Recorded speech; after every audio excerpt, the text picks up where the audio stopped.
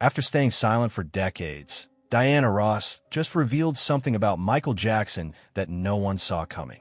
At 82, she confessed a truth so powerful it made the audience gasp, a secret she kept hidden since the very beginning of his career. What she said changes everything we thought we knew about the king of pop and their relationship. Don't forget to hit that subscribe button and ring the bell so you never miss an update. Now let's dive into what really happened. It's almost unbelievable. Before the world crowned Michael Jackson the king of pop, he was just a shy, bright-eyed boy from Gary, Indiana, filled with dreams bigger than his tiny hands could hold. And at the heart of that dream stood one woman who changed his life forever, Diana Ross. It was the late 1960s, and Motown Records was the epicenter of American soul music. Legends like Stevie Wonder, Smokey Robinson, and the Supremes ruled the airwaves. But among all the dazzling stars, Diana Ross shone the brightest. Her elegance, her grace, and her commanding stage presence made her not just a performer, but an icon of style and confidence. Meanwhile, in a small living room hundreds of miles away, a young Michael Jackson was already dancing to her songs, copying her movements, and dreaming of standing under the same spotlight. When Berry Gordy, founder of Motown, first introduced the Jackson 5 to Diana, she immediately sensed something extraordinary about this little boy with the sparkling eyes. He had this light in his eyes, she later said, a kind of magic that felt larger than life. Diana wasn't just being polite, she meant it. She saw raw genius in Michael, the kind that only appears once in a generation. From that moment, she took it upon herself to guide him.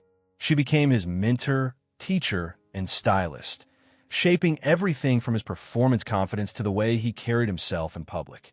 She taught him the power of stage presence, the importance of connecting with an audience, and the secret behind timeless charm. It was Diana who personally introduced the Jackson 5 to the world in 1969 on her own television special. The show's opening credits read, "Diana Ross presents the Jackson 5." Those words became legendary, not just because they launched Michael's career, but because they symbolized something deeper. It was more than a professional endorsement. It was her way of saying, "I believe in you." From that day, Michael's admiration for Diana grew into a lifelong, emotional bond. He would often call her Miss Ross, not just out of respect, but out of love. She was like a mother figure, a mentor, and a guiding light rolled into one. Michael once confessed in an interview, "Diana means more to me than anyone else in the world." And he meant it. During his early days of fame, when success came faster than he could understand, it was Diana who grounded him, reminding him to stay kind, humble, and grateful. She'd invite him to her home, cook for him, and talk to him about handling fame with grace. She taught him how to protect his innocence in an industry that often destroyed it. To the world, she was just Diana Ross, the glamorous superstar. But to Michael, she was the anchor of his childhood, the one person who saw the boy behind the performer. What most people never knew was just how deep that connection truly went. Because behind the smiles and stage lights, there was a private world, one built on trust, affection, and an unbreakable promise that would last a lifetime. And what Diana revealed years later about that bond would leave the entire world in shock. As the 1970s faded into the 1980s, Michael Jackson's star rose beyond imagination. He wasn't just famous, he was a phenomenon. From the streets of Los Angeles to the crowded lanes of Tokyo, people screamed his name, cried at his concerts, and fainted just to get a glimpse of him. His dance moves became a language. His voice, a heartbeat for an entire generation. But behind that blinding fame and those million-dollar smiles, there was a quieter Michael, a man who missed the simplicity of the days when he could just sit and talk to Diana Ross without cameras or chaos. While the world saw Michael as untouchable, Diana saw the same shy boy she had once introduced to the world. To her, he was still Mikey, the little dreamer who believed in magic and music. They kept their bond alive through handwritten letters, long, emotional notes filled with love, gratitude, and sometimes pain. Michael would send her folded pages, written in his neat, childlike handwriting, with words like, "Miss Ross, you're the reason I learned to believe in myself." In return, Diana would remind him to stay true to his soul. She would write things like, "You were born to shine, but never forget to rest in your own light." These letters became their private escape, a connection untouched by fame or gossip. Each envelope carried not just ink, but emotion, memories, and a sense of belonging that fame could never give either of them. But fame is a cruel friend. As both of their careers soared, distance slowly crept in. Diana began focusing on her solo music career and acting. She starred in films like Lady Sings the Blues and Mahogany, earning global recognition for her versatility. Meanwhile, Michael entered his most powerful era with Off the Wall and Thriller, breaking every record in music history. They were both flying high, but in different skies. Still, whenever they crossed paths, at award shows, private Motown gatherings, or quiet late-night phone calls, the affection was unmistakable. One Motown insider once revealed, every time Michael saw Diana, he'd light up like a child. It wasn't romantic, it was something even deeper. Then came 1987, and with it the song Dirty Diana. The moment the title hit the airwaves, rumors spread like wildfire. Fans and journalists alike began whispering, "Was this song about Diana Ross?" Michael denied it with a smile. In one interview, he said, No, it's about groupies, not Miss Ross." But those who looked into his eyes noticed a flicker, that same mischievous sparkle Diana had once described decades ago. Even Diana herself later joked about it, saying, "He always liked to tease, but I knew how much I meant to him." The truth was, the song may not have been literally about her, but the inspiration behind it carried the same mysterious emotional energy that defined their relationship, a mix of admiration, longing, and unspoken understanding.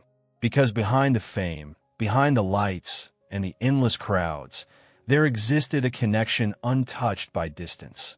They didn't need to talk every day. They didn't need to be seen together. Their bond lived in the quiet spaces, in unsent letters, in unspoken words, and in the knowledge that no matter how high the world lifted them, they'd always have each other. And while the world speculated about their connection, only Diana and Michael knew the truth, that their affection was pure, spiritual, and eternal, bound by a love that neither time, fame, nor distance could ever erase. When the news broke on June 25, 2009, that Michael Jackson had passed away, the entire world stopped. Streets fell silent, radio stations switched to his songs, and fans gathered outside hospitals and memorials crying, "Tell us it's not true." But among the millions mourning publicly, there was one person whose silence spoke louder than any words: Diana Ross. No interviews, no public tears, no official statement, not even a single appearance at the funeral that drew stars, presidents, and legends. Fans everywhere asked the same question: where is Diana? What they didn't realize was that she was grieving in silence, quietly, privately, and deeply. For Diana, Michael wasn't just another superstar. He was her boy, the little dreamer she'd once introduced to the world. Watching him grow from a shy kid to a man who changed music forever had been one of her life's proudest joys. Losing him was like losing a part of herself. And then came the revelation that shocked everyone. When Michael's will was made public, a single line brought the world to tears. "If my mother cannot care for my children, I want Diana Ross to raise them." It was an unimaginable gesture, a testament to just how deep his love and trust for her ran. Out of all the people in his life, he chose Diana. Not a business partner, not a sibling, not a friend, but the woman who had once held his tiny hand backstage and told him, "You're going to change the world." That one sentence told the story of decades, of mentorship, of loyalty, and of unconditional affection. Still, Diana never sought attention for it. While others gave emotional interviews or attended public tributes, she stayed away from cameras and microphones. Her friends later revealed that she spent those weeks in quiet mourning, watching Michael's performances alone, sometimes crying, sometimes smiling. In one rare interview years later, When a journalist gently asked about Michael, she paused for a long moment before whispering, "It's still too hard. I see him everywhere, in music, in dance, in children smiling. I miss him every day." Her words carried the weight of years, not just of grief, but of knowing. She had seen his struggles, his loneliness, and the immense pressure that fame had placed on him. She had watched him fight battles the world could never understand. Those who knew her well said she would often visit the old Motown studio, the very place where they first met. Sometimes she'd sit in the corner, quietly humming, "I'll Be There." She told a close friend once, "When I sing that song, I feel him beside me, still that little boy with the shining eyes." And about the funeral, she finally revealed the truth. "I couldn't go because I didn't want my tears to become the story. That day belonged to him, not me." Her absence wasn't out of coldness. It was out of respect. She wanted the world to remember Michael, not the cameras catching her heartbreak. Even now, years later, she still refers to him as my Michael. And every time she steps on stage beneath the spotlight, she carries him with her, not in words, but in spirit. Because for Diana Ross, the final goodbye never truly happened. He still lives, in her music, in her heart, and in the silence she keeps for him. More than a decade after Michael's passing, the world had long accepted that Diana Ross had chosen silence over stories. She never exploited their bond for headlines, never used his name for publicity, never spoke in detail, until one unforgettable night when she was 82 years old. It was a quiet evening at a charity gala in Beverly Hills, held to honor music legends who had changed the world. The audience sparkled with icons, cameras flashed, but when Diana took the stage, something felt different. The lights dimmed, the applause softened, and all eyes turned to her, the woman whose grace had defined an era. The host gently asked her a question that had hung in the air for years. "Miss Ross, after all these years, what did Michael truly mean to you?" Diana froze for a moment. She looked down at the microphone, her hands trembling slightly. The room went completely silent. You could hear a pin drop. Then, she took a deep breath and smiled softly, as if remembering something sacred. Her voice, aged but still filled with warmth, broke the silence. "Michael wasn't just like a son to me," she began. "He was the part of me that never stopped believing in magic." The crowd listened, breathless. She continued, her eyes glistening under the stage lights. "He reminded me that love, real love, doesn't fade with distance or death. It's something that lives inside you, even when the person you love is gone." Gasps rippled through the audience. Some people covered their mouths. Others wiped away tears. For the first time in decades, the mystery behind their connection was no longer hidden. It was right there, raw and human. Diana went on to share something no one had ever heard before, a promise she and Michael had made to each other many years ago, in the privacy of a recording studio late one night. She said softly, "We promised that if one of us ever left this world first, the other would keep singing, smiling, and spreading love, no matter how much it hurt." Her voice cracked slightly, and the room fell into a heavy silence. "When I step on stage and sing, 'Ain't No Mountain High Enough,' I feel him beside me," she said. "Every single time. He never left me. He's still dancing, still laughing, still telling me to give my best." Those words pierced every heart in the room. Diana looked upward for a moment, as though she was speaking directly to him. "He was pure," she whispered. "He gave so much to the world, and sometimes the world gave him pain in return. But even then, he never stopped loving." When she finished, the entire hall stood in silence.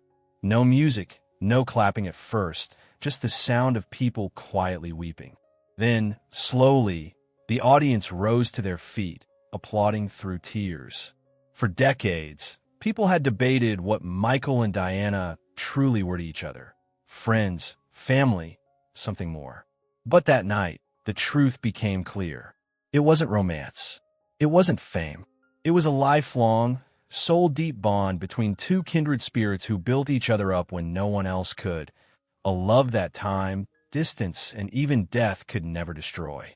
As the years have passed, Diana Ross has collected countless awards, platinum records, and lifetime achievement honors. Yet when she speaks about her life, her voice doesn't light up when she mentions fame or money. It softens when she talks about moments. Moments that money can't buy. Moments that still play in her memory like an old Motown melody. She remembers the nights when a young Michael Jackson would knock on her dressing room door just to sit quietly and watch her get ready for a concert. He wouldn't say much, just observe every movement, every breath, every tiny gesture. He was learning not only how to perform, but how to be, how to handle fame with grace, how to remain humble even when the world was screaming your name. Sometimes he would whisper shyly, "Miss Ross, how do you stay so calm before the show?" And she would smile and say, "Because the music isn't mine, Michael. It belongs to the people. I just carry it." Years later, when Michael became the biggest star on the planet, Diana saw those same words reflected in his performances. The humility, the connection with the audience, the love, it all came from that shared understanding. In her words, "He was gentle. People saw the performer. I saw the heart." And that heart, kind, curious, and endlessly giving, was what made their story so timeless. Their relationship wasn't built on fame, business, or publicity. It was built on something far rarer in the entertainment world: pure, artistic, spiritual love. The kind of love that transcends spotlight and applause. The kind that doesn't end when the music stops. To this day, Diana says she still feels his presence when she performs. "Every song I sing, every time I smile, he's right there," she whispered once after a concert. That night, after her emotional confession at the Beverly Hills Gala, she slowly walked off the stage. The audience was still on their feet, applauding not for her career, but for her courage, for revealing the truth behind one of the most mysterious and beautiful relationships in music history. As she reached the curtain, a reporter nearby caught her last quiet words. "He never really left." Those words stayed with everyone who heard them, because maybe that's the real legacy Michael left behind. Not just the moonwalk, the sold-out stadiums, or the platinum records, but the love he inspired in the people who truly knew him. And maybe Diana's legacy isn't just her voice or her elegance, but the grace with which she carried that love forward.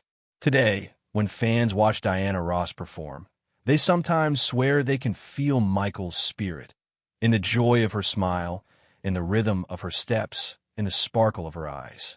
Two souls who met in a studio over half a century ago, forever linked by a promise to keep spreading love through music. Because legends like Diana Ross and Michael Jackson don't just leave behind songs. They leave behind hearts that keep beating in rhythm with their memory. And as long as Diana sings and the world listens, their love, their magic, and their music will live forever.